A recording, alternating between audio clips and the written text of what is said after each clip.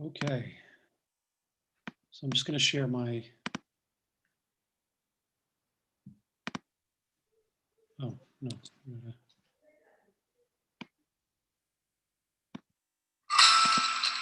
Quando pensas em 2020, pensas em como esforçar-te para manter o otimismo. E então pensas no onde encontras o que precisas para teres um ano tão bom como mereces, a preços que podes pagar. Com um café ristretto a 1,29 €.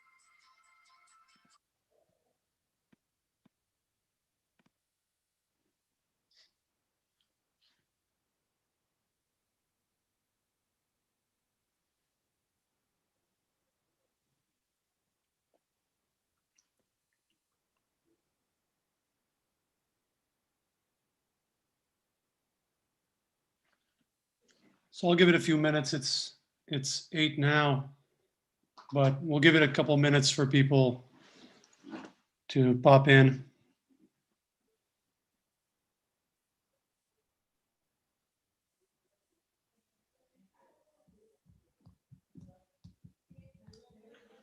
Does it show you on your end how many participants are joining in? We can see that in the live, in the actual window. Where's that? If you go to the actual link where it's being broadcast, where everybody's watching, if you do go there, make sure to put it on mute. Otherwise, we'll get feedback.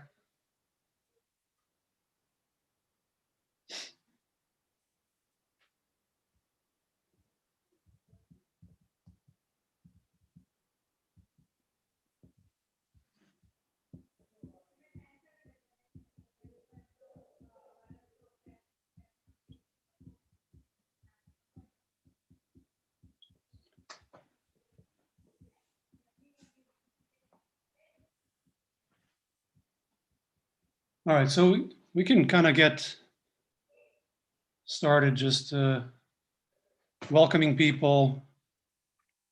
Welcome everybody to the webinar. This is the dream team listed there on the left.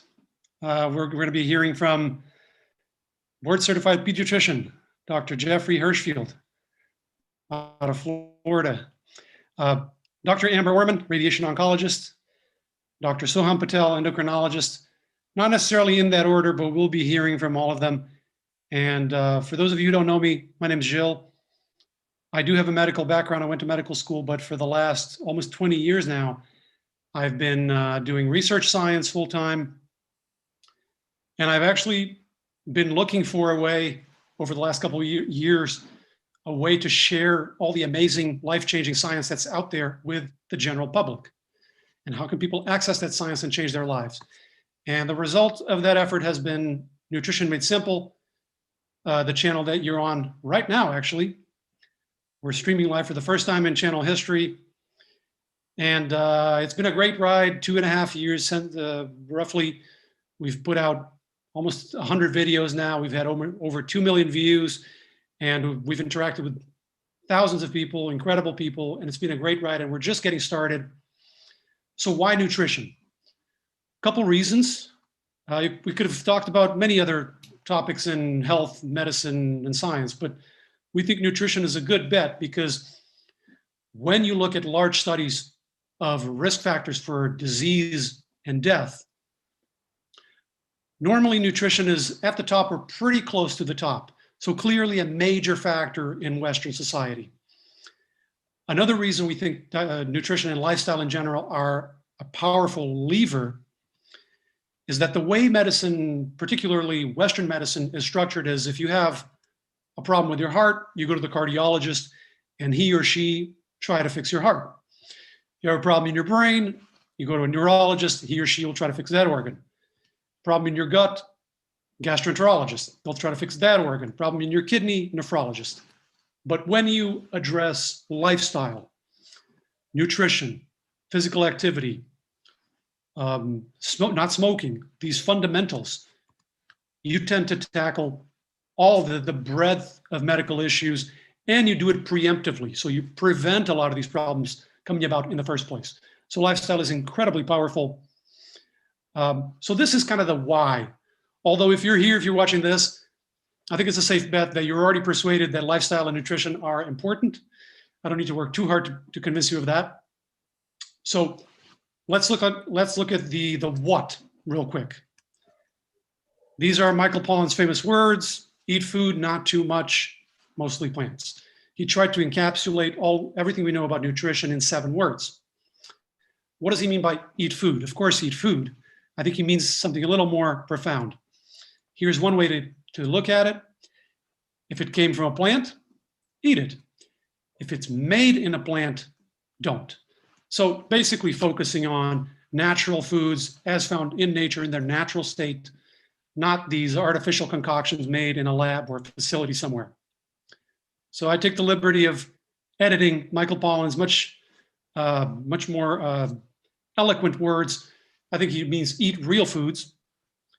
Interestingly, when you get the quality right, you tend to take care of the quantity issue. In our society, there's a lot of concern over quantity. Don't eat too much. I'm eating too much. The truth is, when we eat the right foods, quantity is not so much a concern. Tends to fall into place. And finally, mostly plants. I really like the wording. It's not rigid.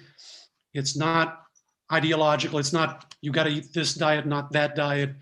Dodges all the internet diet wars. But we do need a little bit, and it's very brief. It's very succinct, which is powerful.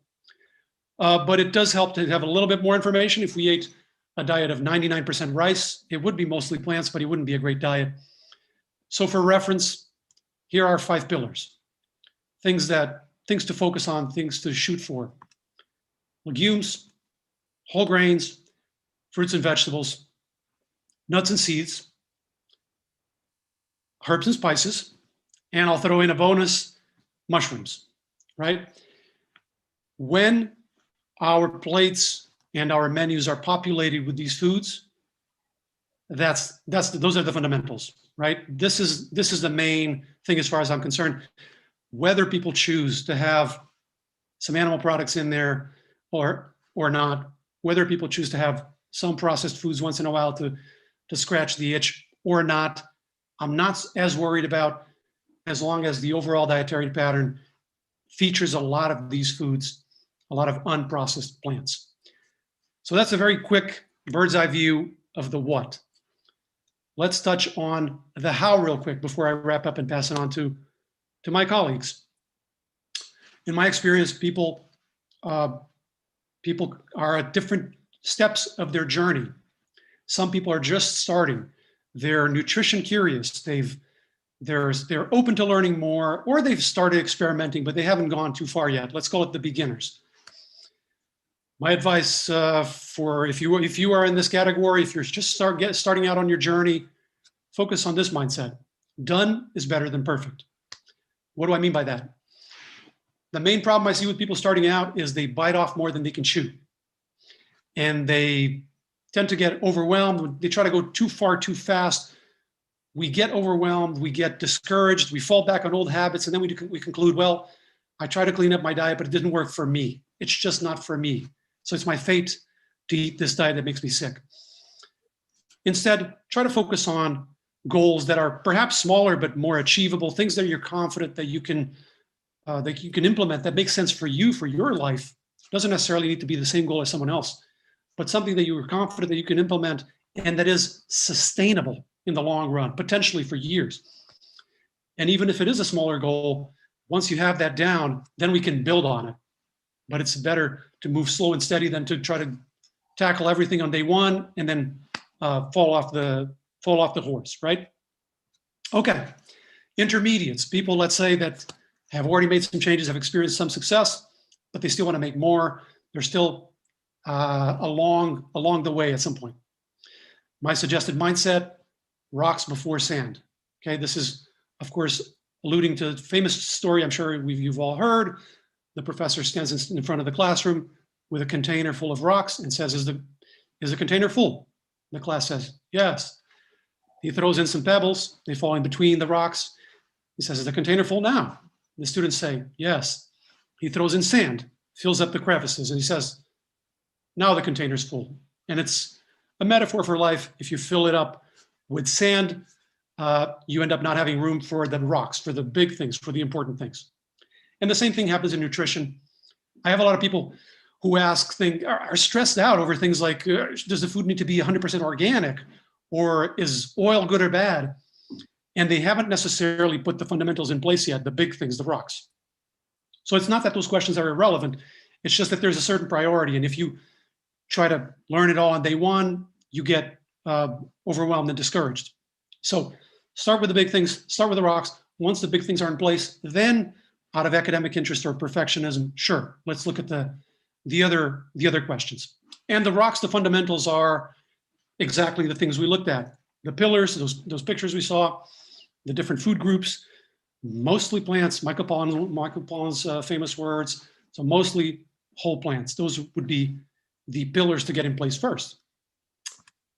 Finally, let's call it the advanced. People who have heard it all, who have read it all, every idea in nutrition.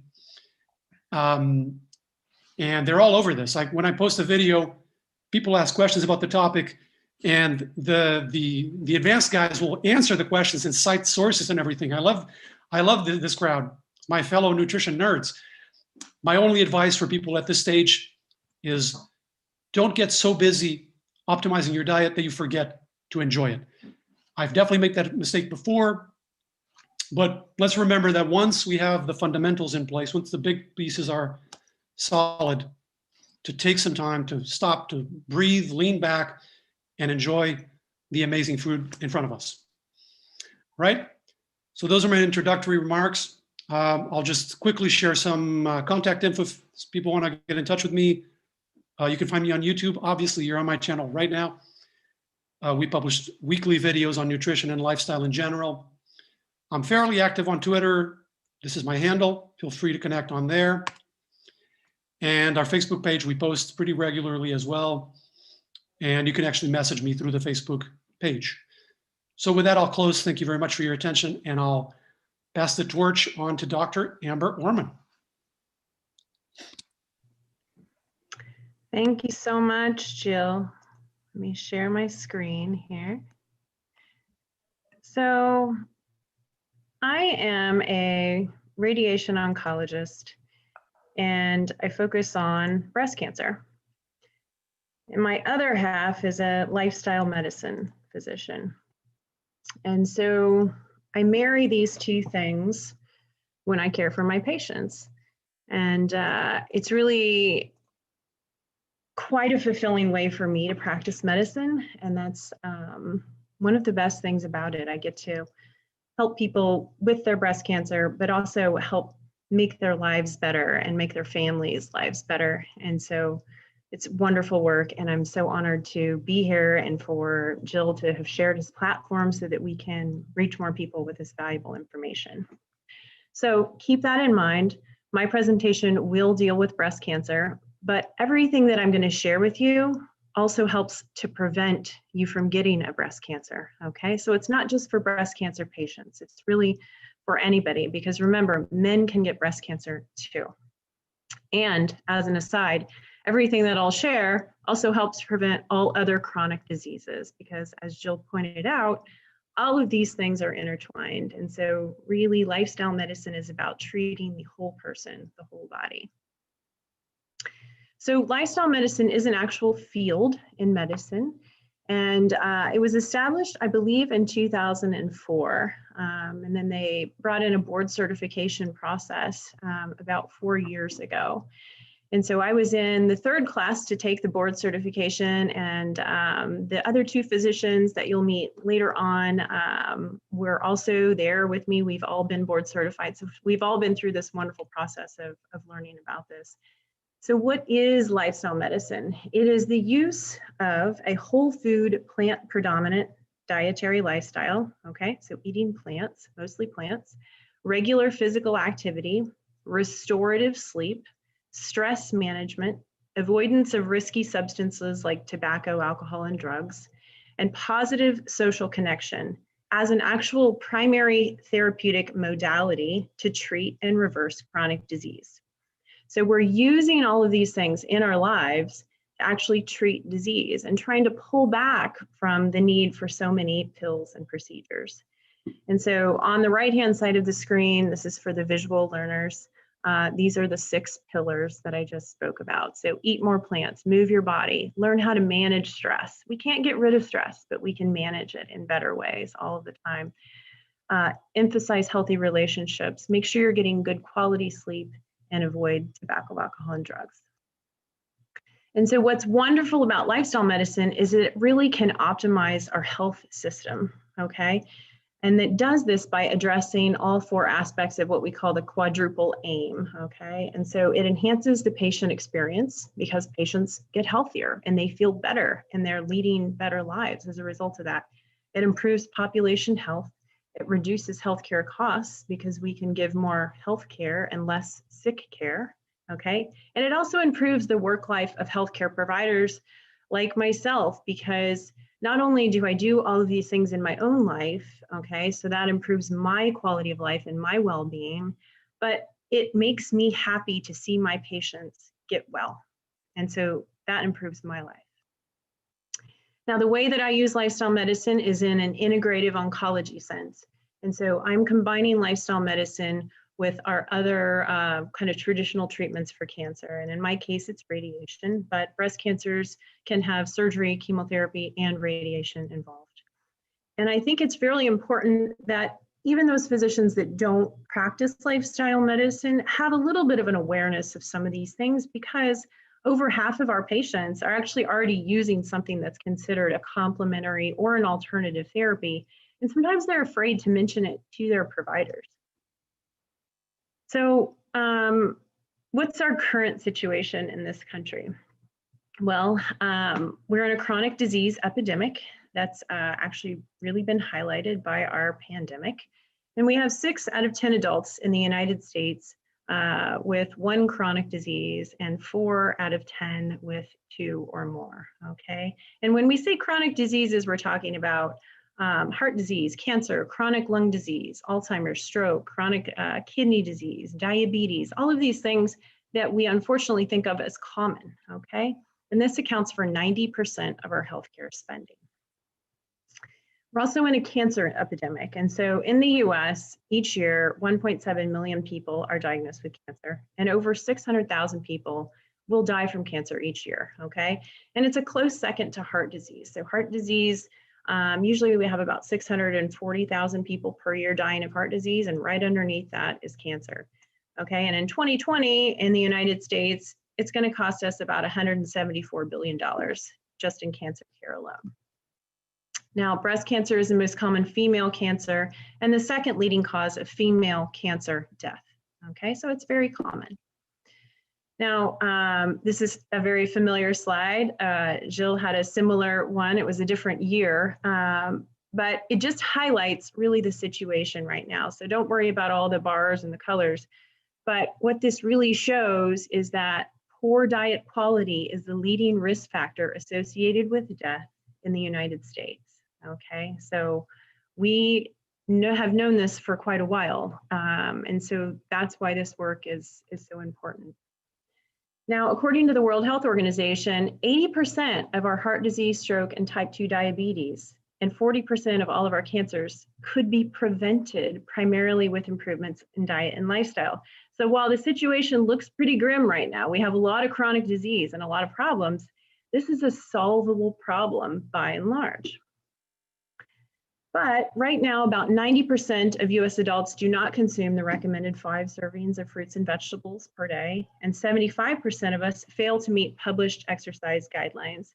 And so published exercise guidelines mean we're getting 30 minutes of moderate intensity cardiovascular activity every day and 2 to 3 days per week of something for your muscle strength training. And that can be weights or body weight exercises or yoga or bands or whatever. So if we've kind of know what's causing the problem, we know we have a big problem, then why aren't we really talking about it more? And I like this publication because it really gets to, part of the problem. And so what they did is they surveyed a bunch of oncologists and they said, hey, what are you telling your patients about diet, physical activity, and weight management? And what do you understand about the role of those things in cancer diagnoses? And this group of oncologists, they all agreed, okay, we know that if my patient is suffering from overweight or obesity, that's going to affect their cancer outcomes. Okay, so that's pretty common knowledge, it seems. And most agreed that some physicians should make recommendations to cancer patients regarding nutrition, weight management, and exercise. But 83% felt that they needed additional training to be able to do this. And what it really highlights is that our medical education system is not designed to cultivate this type of care. And so personally, when I went through medical school, I had 0 hours of nutrition training. And so everything that I've learned has been kind of an independent study along the way, first in functional medicine, and then later on in lifestyle medicine. And it's never been integrated with my mainstream medical education. And that is something that, quite a few trailblazers are trying to change now. So there's more and more nutrition education incorporated into the medical school, which is a wonderful thing, and something that we obviously need more of. So a cancer diagnosis is quite a teachable moment if we know what to say. And do we actually know what to say? Well, we've had guidelines for quite a few years. And so this is the third version, I believe, of the American Institute for Cancer Research, World Cancer Research Fund, Cancer Prevention Guidelines. And so there's 10 of them in the latest list. And they say what you think they would say: be a healthy weight, be physically active, eat a plant-based diet, avoid fast foods and processed foods, avoid red meat and processed meat, limit sugar-sweetened drinks, don't drink alcohol, don't rely on supplements for cancer prevention, get those through your food. If you're a mother, breastfeed your baby. And if, by the way, you've been diagnosed with cancer, go ahead and follow these guidelines because they help prevent a cancer recurrence, okay? And you'll notice that tobacco and excess sun are not even on the list anymore because we know smoking is bad and sunburns are bad because they both cause cancer. And someday we'll know that processed food and meat-heavy diets and all of these things are also bad and that we should all be eating a plant-based diet. So what is the impact of doing these things in relation to breast cancer?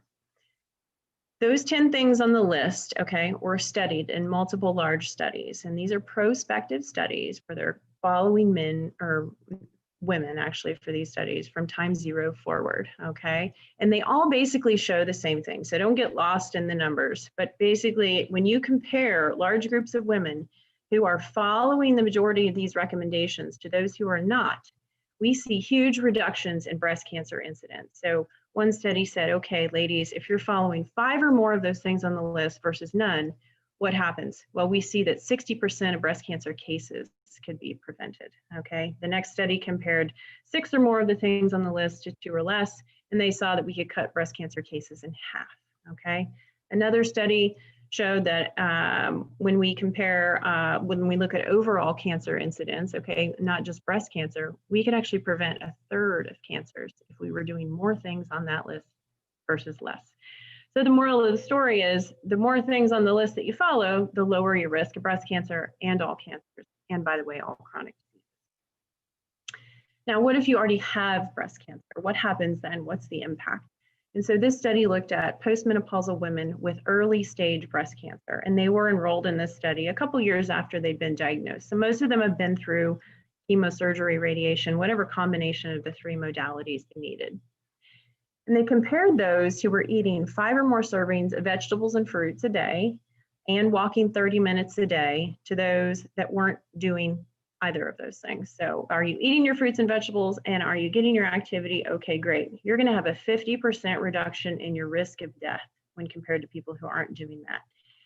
And the really cool thing about this study is that the benefit was seen in both obese and non-obese women, because some people say, well, they just lost weight and weight loss is associated with better breast cancer outcomes. It wasn't just about weight loss. When you are eating a plant-based diet and moving your body, you lower global inflammation in your body and you stop distracting your immune system with all this inflammation and you allow your immune system to do what it really is meant to do, which is heal your body and attack rogue cancer cells. Because we all have a cancer cell every now and then floating around. And if our immune system is in tip-top shape, it just takes care of it and we never even know about it. And so that is the goal with all of these lifestyle measures, lowering inflammation. And this study really highlights kind of how that can play out in the data when you see the same benefit in both obese and non-obese women. There's another study that looked at 50,000 women. They did not have cancer when they were enrolled, and they split them in half. And they said, okay, half of you eat a plant-based diet that's lower in fat, okay? So don't go crazy with the nuts and the avocados. And the other half, you're gonna eat the standard American diet, which that's, you know, whatever you want, meat and potatoes or McDonald's or whatever it is that you like to eat. They followed these people for 8.5 years. So they actually told them what to eat for 8.5 years. And then they said, okay, go back and eat whatever you want, but we're gonna follow you for a total of almost 18 years. In the people who were diagnosed with breast cancer during this study, okay, if they were eating a plant-based diet during the 8.5 years when they were eating that diet, they had a 35% decreased risk of dying from that breast cancer. Now, when they said, okay, ladies, go home, eat whatever you want, we're gonna check back in another 10 years or so. The women who had eaten the plant-based diet way back when still had a 15% decreased risk of dying from their breast cancer when you compared it to the women who were eating the standard American diet. And what I like about this study is that it shows you that even if you have a period of time in your life where you're really good and you're eating your plants and you're going to yoga and everything is kind of tip-top shape, and then something happens, you know, maybe there's a pandemic, or maybe you lose your job, or there's a death in the family, or you go through a divorce, whatever it is, and you kind of fall off the wagon and your self-care is not a priority anymore, you will still get benefit from that period in your life when you were really focusing on everything, okay? And so don't think it was all just a waste of time. You're always going to benefit from whatever level of these things that you can incorporate into your life. Now, just a quick mention about physical activity. It's estimated that we would see a 40% decrease in breast cancer cases if women were physically active, okay? Just physical activity alone, not talking about eating your plants. Other studies, most studies demonstrate about a 30% decrease in the risk of dying from breast cancer, okay, if you have it. So basically, if you exercise, it prevents breast cancer. And if you get breast cancer and then start exercising after you get breast cancer, it'll make it a lot less likely that you'll die from the breast cancer, okay? Now, I used to do this lifestyle counseling in my clinic on an individual basis, and it's very time consuming, and it wasn't sustainable. I was not able to see enough patients and to really do this in the way that I wanted to do, because I want these patients each to have an amazing experience and to change their life. And so over about the last 5 years, I've been working on a program that we ended up calling HEAL, okay? And there I have a wonderful collaborator at Advent Health here in Orlando, Florida, and we're co-founders of this. And she has a gynecologic program and I have a breast program, okay? And so HEAL stands for Healthy Eating Active Lifestyle. And what it is, it's a program based on the pillars of lifestyle medicine. And so our program is 8 weeks long, and basically it's run on Zoom now for obvious reasons, but it's an evidence-based comprehensive lifestyle immersion program that is meant to decrease the risk of dying from breast cancer, improve overall health, of course, of our participants, and really extend what I like to call health span, because we don't want to just make you live longer. We want you to live well, okay? So extending your health span. I have a wonderful team of people here that help me with the program. And so we have a nutritionist and a life coach and a mindfulness coach. We have a couple of exercise physiologists, a great social worker. And so it's really this beautiful group of people, and we all come together to lead different sessions of this program to help our patients. And so here's our basic structure. We have a couple of sessions on exercise. We end up having 2 on nutrition, almost always, mindfulness, yoga, and purpose and connection. And so this is a relatively new program that we're developing over time, but it's very powerful. And so I want to share with you a patient's experience over the course of a year. And so this is a kind of one of my normal patients, I would say. So she had a low-stage breast cancer, had a lot of comorbidities. So she had coronary artery disease, she had hypertension, high cholesterol, type 2 diabetes, reflux, some chronic kidney disease, and of course, depression. Because who wouldn't be depressed with all of that going on? She was on a boatload of medication for all of these different things and eating the standard American diet, okay? Wasn't doing anything for movement. She was really getting up late at night because she wasn't sleeping well. And when she'd get up late at night, she'd have another snack. She had a strong church family, though, and a very supportive spouse, and no current issues with drugs or alcohol. She had been a distant smoker. And so over the course of time, she transitioned to what I would call about an 80% whole food plant-based diet. And what I mean by that is most of what she was eating was a plant, and it was pretty close to its original form as it came out of the ground, okay? She was using some transitional vegan meats, occasional fish and so forth, and also incorporated intermittent fasting in the form of time-restricted feeding. She started doing this daily kayaking with this really neat pedal-powered kayak, eliminated the late night eating because she was sleeping through the night, so she didn't need to get up and get a snack. And her spouse also adopted these changes. And so I don't expect anybody to know what these numbers mean, but just take my word for it. On the left, she's on all of these medications. On the right, it's a year later, she's off all of her medications, and we see improvements in her chronic kidney disease. We see improvements in her cholesterol. It got into a more acceptable range, of course, off medications, keep that in mind. Her HDL, the good cholesterol, went up.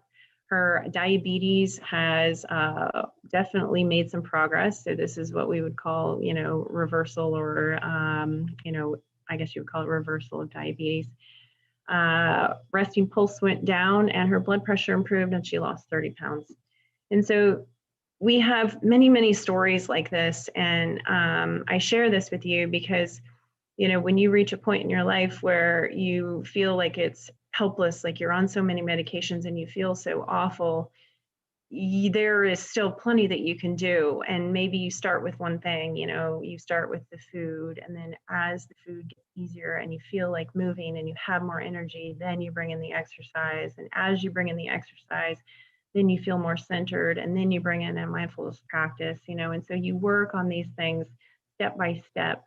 But this woman, who was in a very difficult spot, was really able to completely change her life. And she's one of my more powerful stories.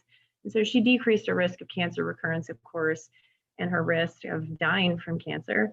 But she's also increased her health span, okay, and has an absolute, complete different life than she did before. Okay, and so this is what we want everybody to be able to experience, and it's really why we do what we do.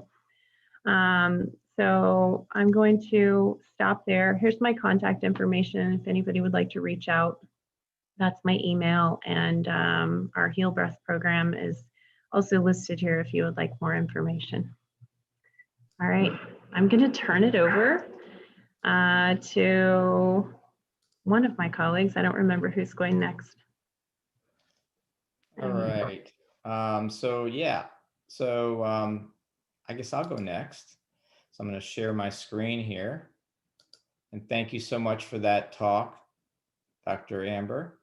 And thank you to Dr. Jill for his talk as well. It's going very smoothly, and I'm very much enjoying the whole webinar. Actually, it's very, very enlightening. And so what I'm going to speak about is children, and basically seeing that I'm in a pediatric mode, I tend to spend most of my life in the sphere of prevention, just by nature of the age of our patients, including their parents. Some secondary prevention, but primarily primary prevention, meaning people are otherwise healthy and we're just trying to keep them that way. That's the way I like it. I've been doing this 23 years as a pediatrician in our city, St. Pete and Florida. And, I just saw things that were going on that were just not right to me. And I saw the way we were trained as physicians, many of us, that, it seemed to be that we were trained to treat diseases by using a quick fix, but not really getting back to the root causes of disease. And as both of our previous speakers discussed, heart disease and cancer, stroke, chronic lung disease, diabetes, metabolic disorders. I mean, these things are all really, really, truly avoidable. And yet they take up so much time of our lives as providers. They take up people's lives and harm them. And so they really can't live full lives anymore.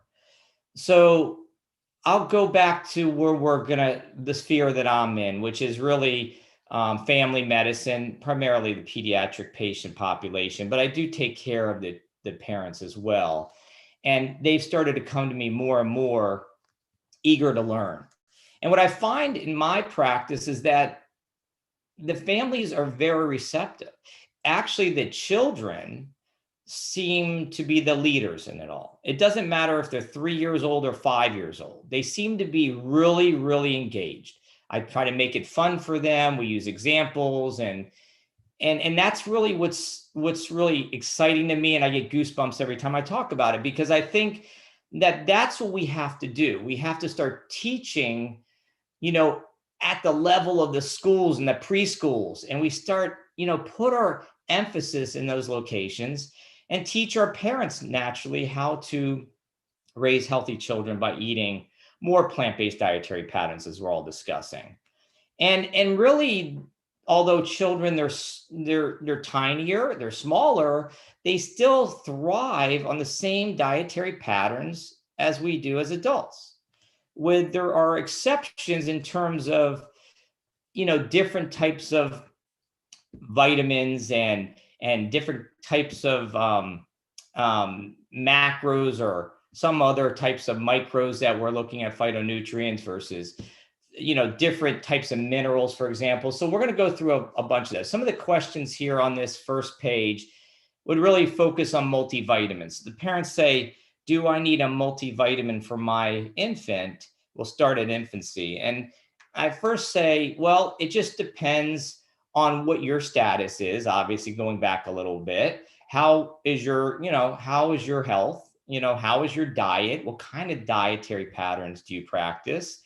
And then basically looking at what the source of nutrition is going to be for that patient, that baby, that infant, in that first 6 months, 12 months, or 2 years of life, and deciding if and when I need to use a multivitamin. So my answer is really not uniformly, you need something now, or, that you need one or more, supplements. I generally don't agree with a lot of supplements. And I think many of us understand that eating whole plant foods can give us primarily what we need, or almost everything we need. There may be an exception in that B12, and we'll get into that a little bit more. But overall, my answer to multivitamins, do you actually have to have multivitamins for your infant from 0 to 1? If you're feeding your baby breast milk and you're eating a rather healthy diet and you're doing a prenatal vitamin, I don't see a lot of benefit there. Okay. Beyond a year or so, we may start looking at some other things. Obviously, since kids obviously in a rapid growth phase in that first couple of years, or the 3-year period, and then they get into another growth phase, obviously around puberty, we have to look also at their bones and their bone health. That would involve your calcium, your vitamin D, and things like that. But that said, back to the same story about whole food plant-based, is that you can achieve that calcium primarily from your first breastfeeding, or if you're doing formula, or if you're doing donor milk, what have you, you can get that generally in the first year of life. Especially as you start adding on foods at 6 months or later, you will get the babies what they need. So I wouldn't really fret too much about that and get caught up in these nutrients so much. Growing bones, we just talked about. These are different plant-based calcium sources on the right side, kind of things that we talked about, breast milk, obviously, prenatal vitamins. They're doing formula. You got solid food introduction beyond 6 months, and you have all kinds of choices once you start introducing solid foods, and those that are plant-based, you see there. So it really wouldn't take a lot to achieve the calcium levels that you need for babies. So how do we get strong, healthy bones? I guess it's the old, hey, got milk, keep the healthy bones. You got to drink, 2 cups, 3 cups a day of milk once you're starting whole milk, which is what the USDA looks at. I don't necessarily agree with that. And I think many of my colleagues here tonight would also say the same thing. As long as you do it right and in the right combinations, you can still achieve healthy bones by talking about whole food, plant-based dietary patterns. Getting to the B12, we just said, I think pretty much everybody uniformly would say it's probably a good idea to take a B12 supplement, especially in children that are toddlers of 1 year up, when they're not depending so much maybe on breast milk, if they're breast milk fed, that we should supplement a little bit B12. You could do it weekly, you could do it every day, you could do it every third day. I'm not going to get into the actual the amounts in that today. That's not the point of my talk, but really that B12, you could talk to your physician about, your pediatrician about B12 supplementation. Also back to bone health as well, and vitamin D, and also immune function that Dr. Amber spoke about. Obviously, vitamin D has obviously come into focus more now with this COVID pandemic. And I think it's justifiable based on what we do have the evidence that we certainly have half of our world's population that probably is vitamin D deficient by all data I've seen. And that, there's largely different factors responsible for that. But I do say that you still can achieve vitamin D if the mom is on a multivitamin, she's feeding her baby breast milk that first 6 months, 12 months, up to 2 years, whatever it turns out to be, she can get her baby sufficient vitamin D. If they're not, or they're transitioning to formula, they can still get a vitamin D fortification beyond a year with soy milk, other alternatives to dairy milk. You have the soy milk, obviously you have, which is verifiably safe. Soy milk from year 1 to 2, supplementation, vitamin D, there's calcium, there's even B12 in these plant-based milks now. So that's pretty good. Kids beyond a year, yes, they can get some sunlight. I'm not a stickler on that. I do think 20 minutes or 15 minutes of sunlight in obviously the latitude is conducive here in Florida, that you could achieve activating vitamin D in your skin. So I don't hold any more weight to say, hey, let's make a big deal about this on the vitamin D side. Omega-3 fatty acid. Yes, I think that's a topic that actually Dr. Jill and I had spoken about before this conference, as far as, making sure beyond breast milk and when babies are starting to feed solid foods, generally at 6 months for my practice, is that they are, getting those omega-3 fatty acids. And if you choose to do it plant-based, then you have choices, just like you have choices if you tend to go and dip into the animal side and you want to get it from sardines or salmon, for example. So I think there's enough choices there between seeds, with omega-3. Through flax seeds, flaxseed oil, walnuts, soybeans, chia, hemp seeds, green smoothies, including those things that they get plenty of omega-3 fatty acids. And that continues on at a high level until about 3 or 4 years of age, as the brain and the eyes are going through an enormous amount of development. So we really want to make sure that these babies are very much tucked in and getting what they need. Iron, obviously a very important thing here as well. But once again, we're on breast milk, for example, we're getting a multivitamin. And that is not a problem. If they are on a dairy derived formula, they still are getting that iron in the formula. But we do tend to test our infants when they hit a year of age.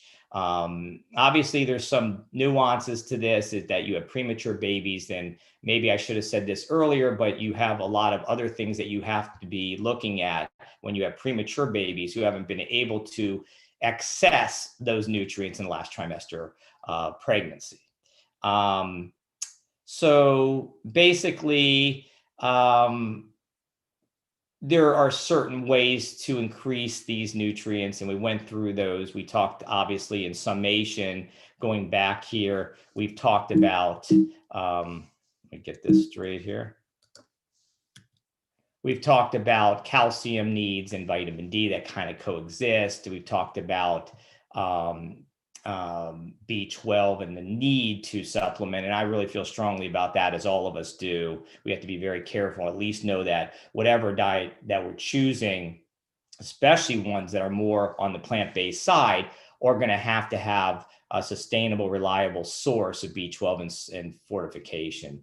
Or we just give a B12 once they hit over one, a B12 supplement daily, every third day, or weekly schedule. Let's see. So basically, this was one other thing that was interesting, and it kind of makes sense that, you know, plant-based foods, you grow up, you're leaner, you're healthier. We all know that because of the anti-inflammatory effect, the fact that we generally tend to eat more healthy foods that have more phytonutrients and antioxidants and, you know, different colored vegetables and things that have more, you know, healthy components on whole, and not a lot of things that are dense in calories. So, you know, we're naturally going to see healthier outcomes, as we have, I think, an amazing amount of evidence in nutrition science regarding this type of dietary pattern of living. We do notice that, you know, with 20% of our children across the board in the United States eating a standard American diet are actually obese, and that's just not sustainable. I mean, we have just 30 years ago, 4.5% of our children were obese, and now we're up to 20%. So we are not going in the right direction. So we have to really keep our eyes focused on this as pediatricians and other primary care specialists to ensure that these kids can live out their lives. And like Dr. Amber said, we need to make sure that they can live with health. No disability for the last decade and a half of their lives. Right now, too many people are living with chronic diseases to the tune of 40 to 50%, as we were previously told tonight. For protein, what I would say about protein is, whether plants or animals, obviously with plants, I don't think we have to worry as much overall with how much protein we take in. I think Dr. Jill, he said in one of his videos in the past, and I think it's really resonates, is that, you know, if you just eat healthy foods and mostly on the plant-based side, you're getting plenty of protein. Even your children will get it.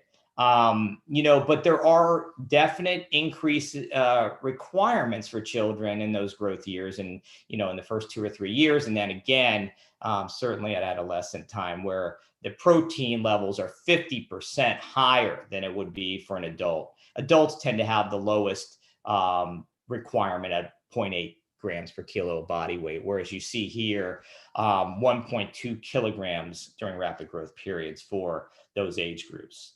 So that's very important. But protein's not usually, as Dr. Jill would tell us over and over, it's not hard to achieve that. It's really not. Even though we're focusing on, you know, nutritional reductionism, which really says, hey, we're focused on individual macros, micros, and that, and we make businesses out of that. We make business models out of it.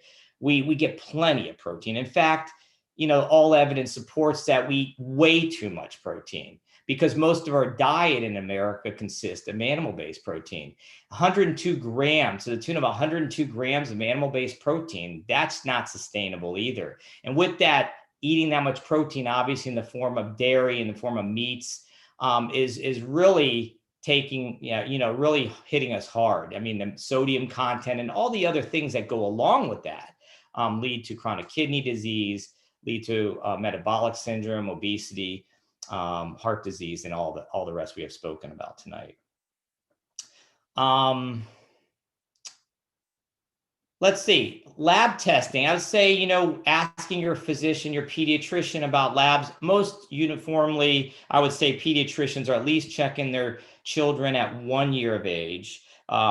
Because at that point, sometimes, especially a breastfed mom, even in the best situation, you may see the iron drop a little bit more than you would want to see. So we check them every year in my practice. But at least at 1 year, you need to get a gauge to make sure that your baby is not, or now your toddler is not is not deficient in iron. So you check a hemoglobin. In addition, for our practice, we tend to, practicing preventative medicine, we naturally are going to check our patients for evidence, at least surrogate markers of heart disease. And that would be just simply a lipid panel. And we do that with a finger stick in our office, as we do a hemoglobin, and as we do also metabolic testing on our adolescents or children who are actually getting above the 85 percentile, weight for height. We need to start checking those things as well, the A1C levels, and that's what I do as well. So I think those are things for doctors to consider looking at more and more. Not all of them have the capability to do it in their office, but at least think about those things. If your children are looking as if their weight is getting out of proportion to their heights, and or they're eating a diet that may not be a lot of plant-based dietary patterns, that you need to look a little bit more closely at them. I really don't have much more beyond this. So I will, if it's okay, I will turn this over to our next speaker, which is Dr. Soham Patel, and we'll enjoy listening to him. Thank you all for listening.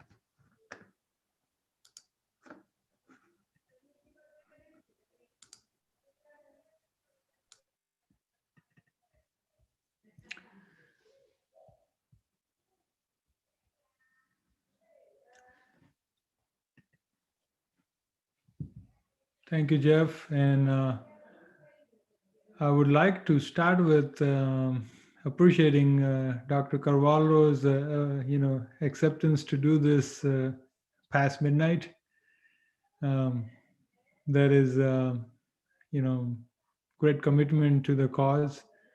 So thank you for staying up late for doing this. And Dr. Orman's talk on breast cancer aspects of things related to lifestyle, and then Dr. Hirschfield talking about pediatric aspect of health and how we can safely, effectively address any nutrient contents and issues with kids.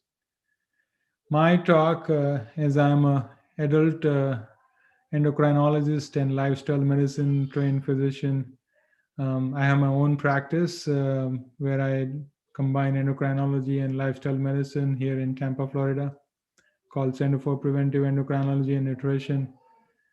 And so I'm going to go through the different aspects of how we see disease and what are the changes we can work through, and kind of try to share some action points.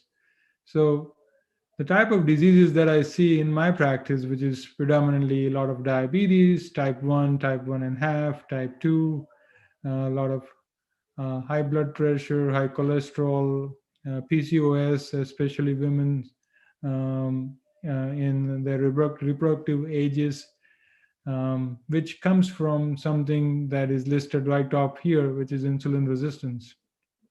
So 3 processes that I find commonly repeating itself: insulin resistance, chronic inflammation, and buildup of toxins that leads to disease process, leading to a lot of issues from that. So we'll talk a little more detail with each of those, but insulin resistance, if I explain in very simple terms through this slide, when there is increased intake of fat as a percentage of total daily calories, when it starts exceeding 15%, you start accumulating more fat in the liver cells, which leads to change in how the receptors for insulin on the surface of those cells work.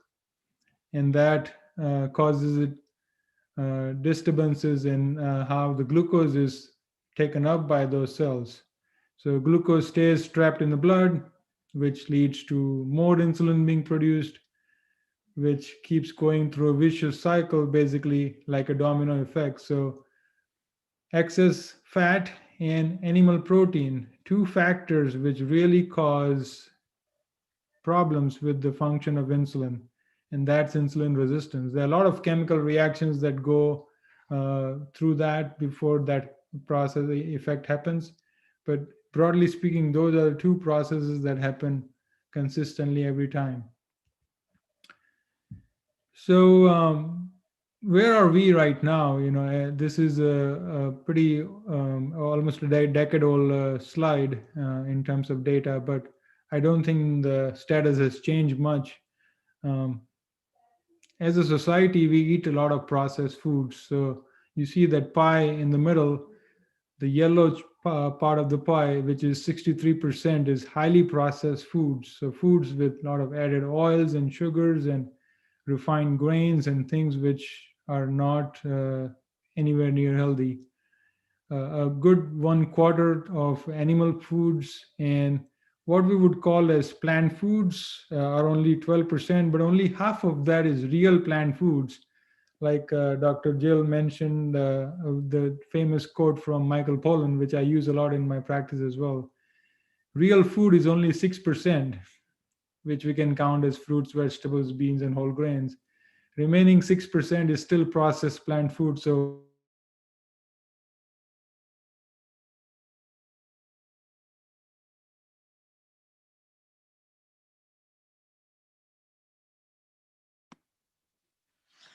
So froze, right? Screen froze for everybody.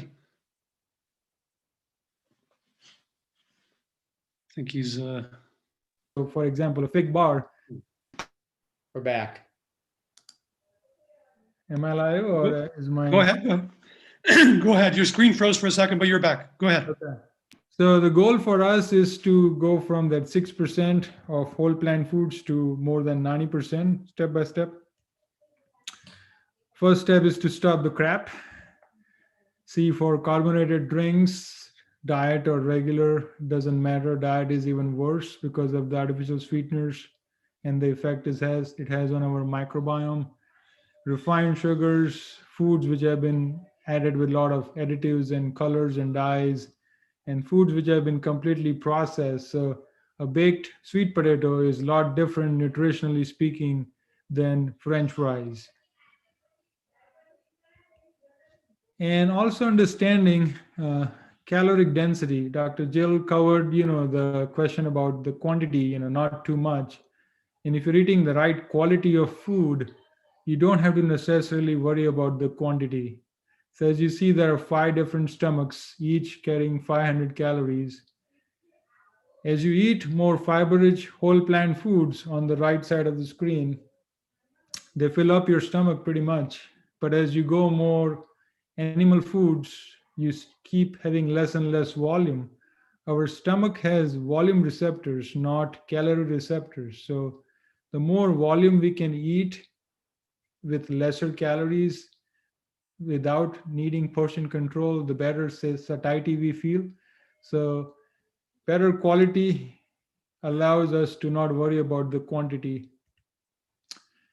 Kind of a busy slide, but that's a picture of how or what we want to have on our plates. This is from the American College of Lifestyle Medicine. 2 parts to this slide. On the right half, you see different colors of fruits and vegetables. So trying to include multiple colors through the week. You don't have to necessarily eat all the colors in a single day, but having a variety and focus of adding more colorful fruits and vegetables, because each provides a different phytonutrient, which provides a different benefit against cancer, against heart disease, against dementia, against kidney disease, diabetes. And on the left, again, a plate version of the same foods, but half of it should be fruits and vegetables. 1/4 should be plant-based proteins like nuts, legumes, nuts in a limited amount, a handful, but predominantly coming from beans and lentils, and then whole grains, which are not highly processed or refined, and lots of water. Spices and herbs are listed as a separate word on the bottom, but that's the goal you want to work towards. And as Dr. Jill nicely showed, three stages of people where they are, beginners, some experience, and then experts. The goal is to not achieve perfection. The goal is to achieve execution. So you start from where you are and build up step by step. The more you do, the better it is, but the goal is to sustain. So if you do 100% but cannot sustain it, end of the day, it doesn't give you as much benefit.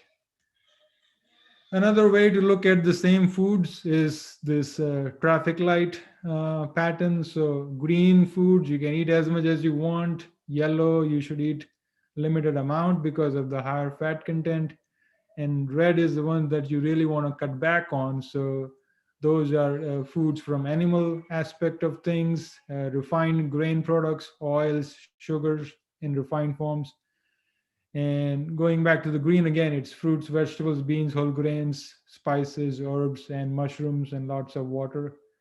And nuts and seeds, avocado, coconut, olives, those type of foods are part of a healthy diet, but they should be limited in amount because you can easily overdo the fat content and add up more calories without realizing.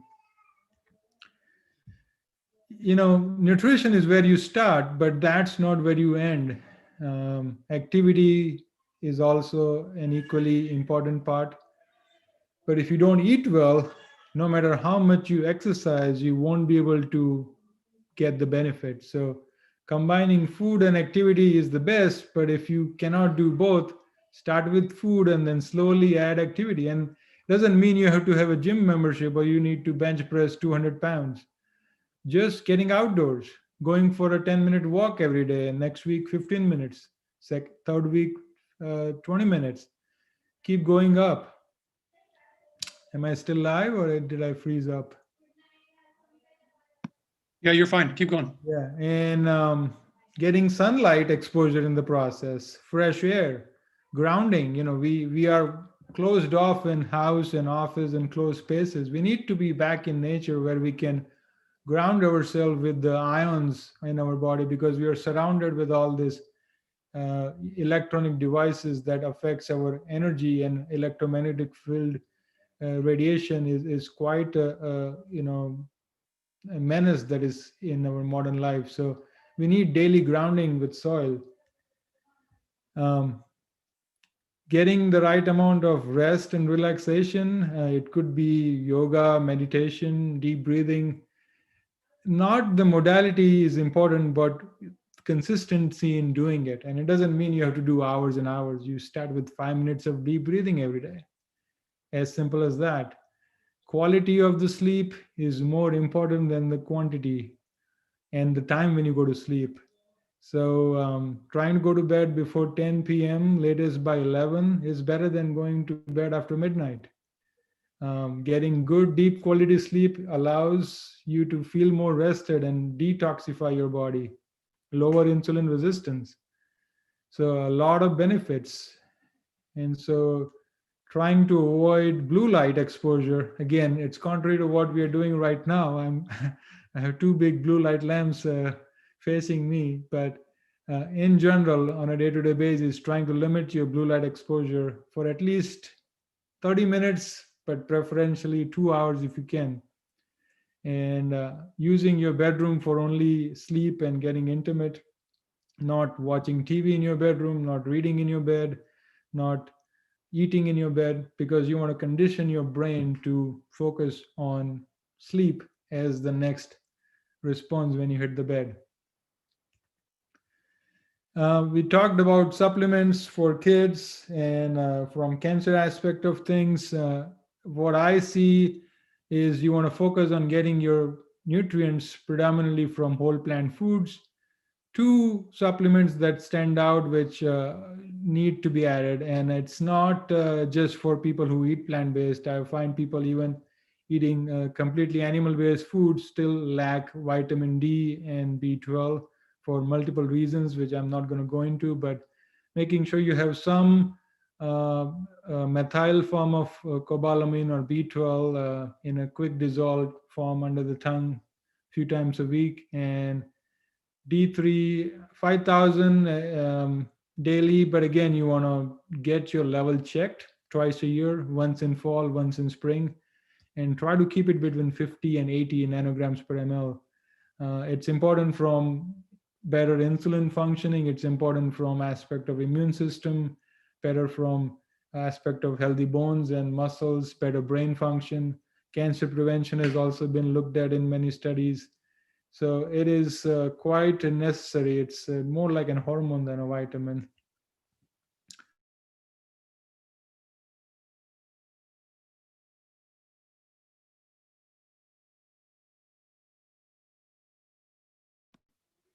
Yeah, you froze momentarily. Relationships, we're talking about family health. So Yeah, you're back. are we back up? Sorry for the unstable connection.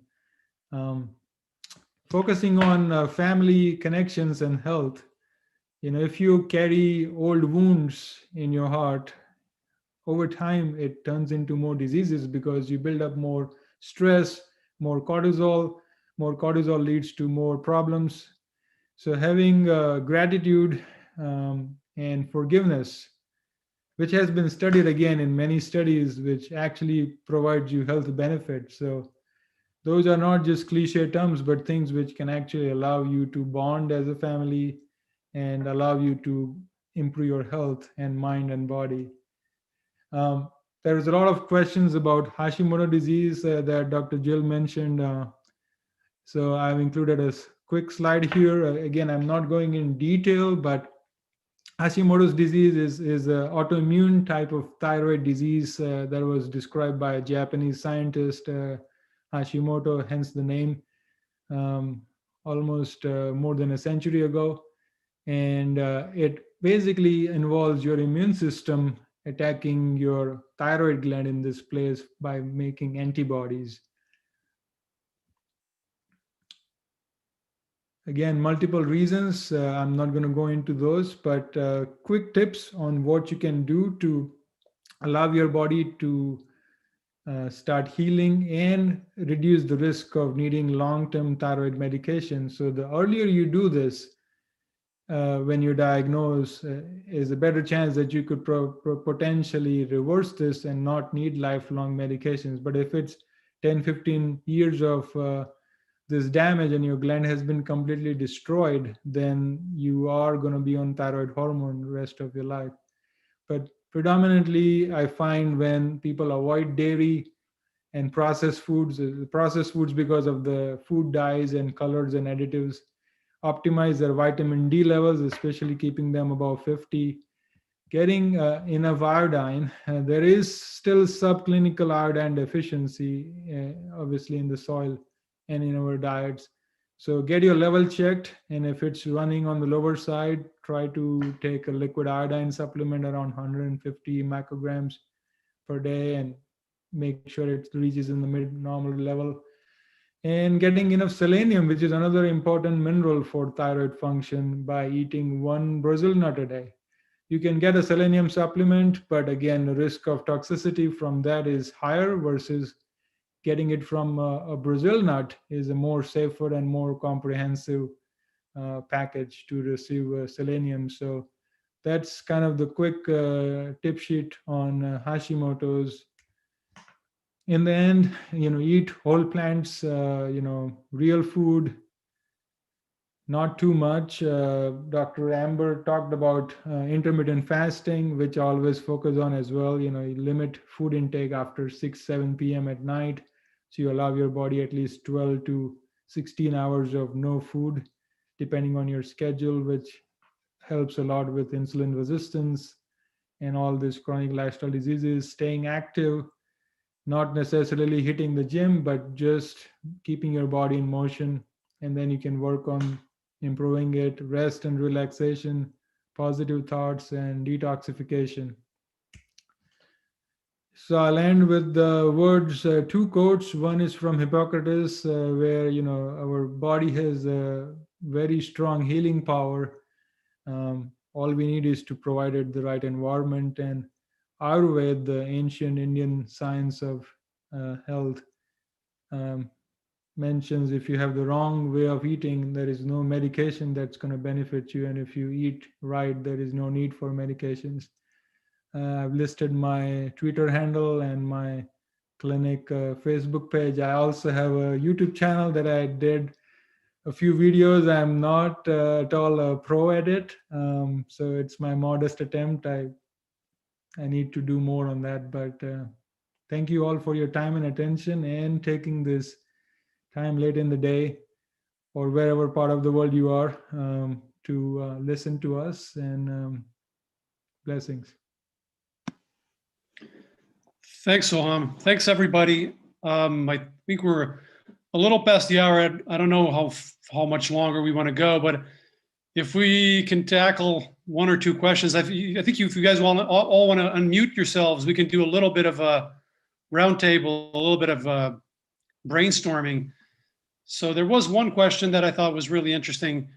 Somebody said, we all understand the what's, we all understand fruits and vegetables and all the whole grains and the legumes, but how do we get our kids to eat these foods? Like one lady was like, can you tell us how to do it? Because we all know it's a good idea, but how do we actually get the kids to eat it? So I don't know if you guys have any thoughts on the actionables. I think Amber and Jeff both can contribute to that question. Right. All right. Yeah, I mean, I think it's really that you can't force a toddler to eat something. And we know through our experience that with little kids that they will eventually start eating those foods, particularly when we embrace it. The whole family embraces it, and that's what's on the table. That's what's available to them. They'll actually start eating it. And we know that over many decades of working with children, that's generally what happens. So you can't force toddlers and young kids to eat certain things. You could just say, hey, this is what we're eating. We have one meal. We're all here together, and make them part of the creation. Make them part of the dishes you're preparing. That's the other thing we add value there by having parents engaging with their children and having fun. Make funny faces and shapes and different things with their vegetables, and then, make it fun for them. But that's what I would say. I'm not the world's expert on that, but that seems to be working. Amber? Yeah, I think that's great. Go ahead. I would add that, our approach has really been to teach the kids about food. And so we've taken kind of we want you to learn about nutrition and learn about the food system and learn about, how things are grown and how animals are raised. And, and so our kids come at it from really a health perspective. And so they know how they feel when they eat certain things. So I try to get them to be mindful, when you are going to eat your Halloween candy, if we just let you eat until you're sick, you will get sick. And so I'll let them do that so that they feel that. And then I'll bring attention to it and say, hey, we let you go ahead and decide to do this, and you did it, and now you don't feel good. So let's remember that. And here's why you didn't feel good, because that candy contained this and this and this and this. And so over time, I don't have to restrict them at all. They just want to eat plant-based because they know that they're going to feel good, and they know that it makes their bodies healthy. And so now I find that they're the annoying kids that are lecturing other kids. And so they'll come home and say, oh, well, my friends, they were eating this. And so I told the whole family that they shouldn't be eating burgers. I'm like, well, pump the brakes on that, or you're not going to have any more friends. But, so that's how we've done it with our kids, is just really educating them and leading by example, of course. And so, I used to kind of cook 2 meals, and now, of course, I haven't done that for quite a while. But now it's kind of naturally happened on its own. What I would add, my experience is we have a almost 11-month-old daughter, And so my wife was completely plant-based throughout the pregnancy.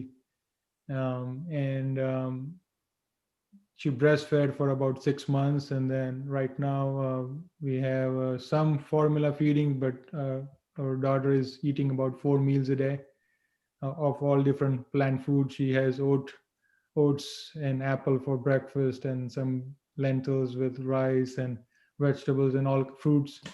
So I think if you start early, and especially if you are eating plant foods during pregnancy, I think there is somewhat of a imprint effect for the child. And where we have her sit with us when we eat on the table, and let her feel the food with her hands. So I think the more they see those things and the more they feel that, and they get a taste, I think that helps. Just sharing my 2 cents. That's awesome. Thanks, guys. I was wondering if that experience also applies to older kids, like teenagers. Once they already, they have their own opinions and they're not as influenced by the parents anymore. How do you, and it's also once the habits are already formed, right, in a way, how do you guys have experience with that older, slice of the population? Yeah, I could speak to that a little bit because we have a blended family. And so I came along and I've been plant-based for many, many years. And so I kind of had the task of converting 3 kids to plant-based. And so our oldest son is 13. And so for him, it's been more about, I think you just have to figure out what matters to that person at that age. And so for him, it's sports and school. And so, okay, well, if you eat this way, you're going to play better basketball and you're going to be faster in the pool. Okay, check. And he is like almost a militant vegan. He won't even eat honey. He's really strict. And so, but he knows it makes him feel good, and he knows that he's growing, and so he's wants to be tall and he wants to do well in his sports. And so it's working. He's very, very tall and he does well in sports. And so I think it's really just, no matter what the person age, or are they a child or an adult, finding what matters to them and really, putting it in that context, so that it can be a personal goal of theirs, not just a goal of mine as mother or as a physician, that my patient just eats plants. Why would they want to eat plants? What's important to them? And how can we reframe this goal so that it is meaningful to them personally? Great. Yeah, I agree wholeheartedly. I agree wholeheartedly with you guys that, this never too late, although it is better the earlier they are in life.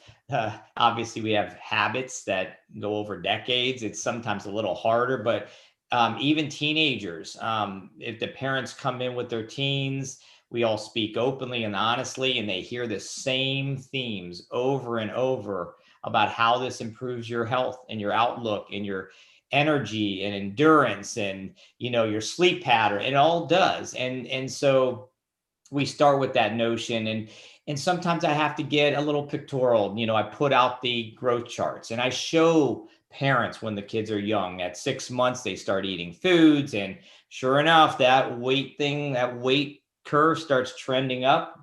The length stays stable, and I kind of go over that so we capture it. But when you're a teenager, they're fully understanding of what's going on, and they fully listen and they hear and they change. Like I said, the kids are the leaders, even starting in the toddler years. So they do very well with it, and they understand, like you said, that they'll be better performers if they're in sports, and they'll look better, for their peers. And they actually come back, and we see it and we measure it. We check their weights, their blood pressures, and that gives them more enthusiasm, just like with adults, right? Once they get motoring. But obviously, the more chronically debilitated people are and the older they are generally, it's tougher in a lot of ways. But these kids really adapt, and they've done wonderful things. And we're just so proud of our practice because we defy all odds. I mean, in our practice, 20% of obesity, I can't imagine 1 to 2% in my practice. And that's getting less and less. So, you know, it works. They feel good. Everybody's happy. The family's happier. The parents learn too at the same time, and everybody's participating together and they see the benefits. And that's great. So thank you all. Awesome. Any other questions that we have? I guess we could tackle one more and then we'll adjourn. Peter asks, how do you guys feel about imitation meats in general? I think Amber briefly touched on it, but do you guys have any more thoughts on imitation meats? You know, I like to think of them as tools for patients who are transitioning and seeing them as transitional foods. And so they're certainly not health foods by and large when you talk about, you know, all of these things that are made to taste like meat. You know, they're made to taste like meat because they've got chemicals that make them taste like meat, and usually quite a bit of fat, usually in the form of coconut oil. So a lot of fat in that way. But is it still better than eating a burger? Yeah. Is it a lot better? No. And so when you're choosing between the two, you want to choose the plant-based option, but use that as a tool for when you're having a craving or you're feeling indulgent or you want to treat, but don't make that a staple.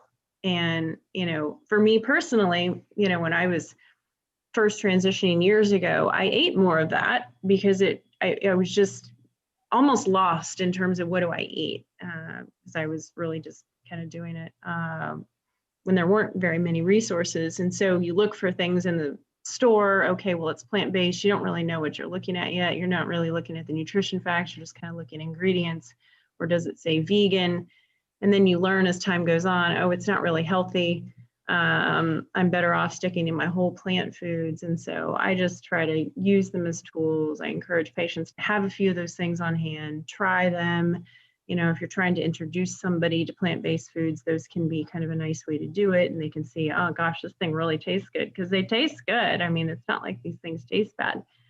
And then as you go on and your tastes change and your preferences change and your education in terms of, you know, what's healthy and what is not advances, then you get farther and farther away from them. And so for me personally, I still eat those things once in a while, but maybe twice a month or something, you know, so it's pretty rare occasion.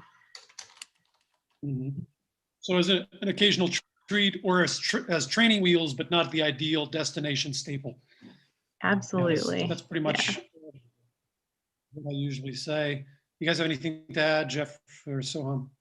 I would agree with all the things that Amber shared. That's exactly what I tell my patients. It's a transition tool. It's a food that you may try, or have it periodically as a meal, but it's not a consistent, sustainable eating pattern.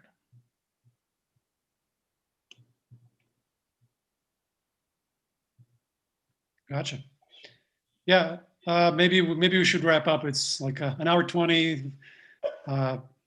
Especially I've had people in Europe say, please do this earlier next time, because I'm in Europe right now and it's 2:20 in the morning. Oh, you need to go to sleep. Hey, you need to go to sleep. I mean, all the credit to you to stay past midnight. This is late for me. It's 9:20 here and it's late for me.